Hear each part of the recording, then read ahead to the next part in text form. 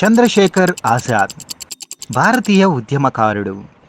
చంద్రశేఖర సీతారాం తివారీ, భగత్ సింగ్, రాజ్గురు, సుఖదేవ్, పండిత రామ్ ప్రసాద్ వంటి దేశం గర్వించదగ్గ ఉద్యమకారుల్లో ఇతను కూడా ఒకడు. ఇతనిని చిన్నతనంలో పోలీసులు అరెస్టు చేసి కోర్టుకు హాజరుపరుస్తారు. చంద్రశేఖర్ ఆజాద్ను విచారిస్తున్న బ్రిటిష్ న్యాయాధికారి కారేగాట్కు ఆజాద్ ఇచ్చిన సమాధానంతో మతి పోతుంది.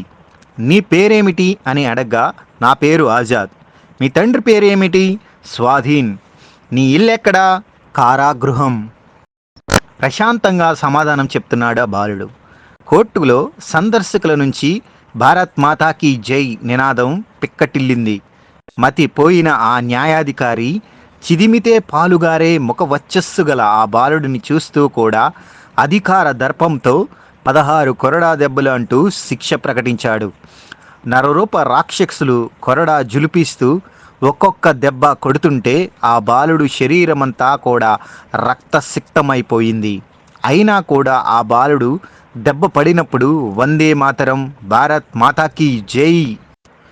భగత్ సింగ్, రాజ్గురు, సుఖదేవులు పార్లమెంటుపై దాడి చేసినందుకు వారికి న్యాయస్థానంలో ఉరిశిక్ష పడింది.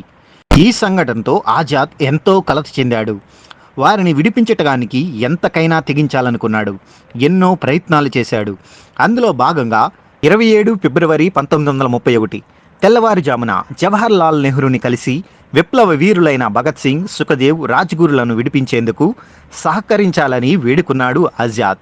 కానీ నెహ్రూ ఆజాద్కు ఏ సమాధానం చెప్పలేదు.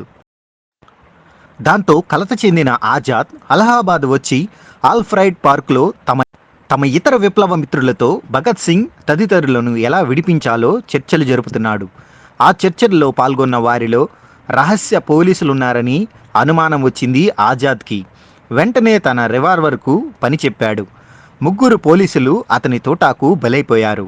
ఇందులో మరికొందరు పోలీసులు అక్కడికి చేరుకున్నారు. వారు ఆజాద్ని వెంబడిస్తూనే ఉన్నారు. ఆజాద్ వారిని తన రివాల్వర్తో నిలవరిస్తూనే ఉన్నాడు. తన తుపాకీలో ఇంకో ఒక్క తుటానే మిగిలి ఉంది. అది మరొకరిని ప్రాణం మాత్రమే తీయగలదు. ఆ తర్వాత తాను పట్టబడటం ఖాయం అని తెలిసిపోయింది. బ్రిటిష్ వారికి తాను పట్టుబడటమా? అంతే.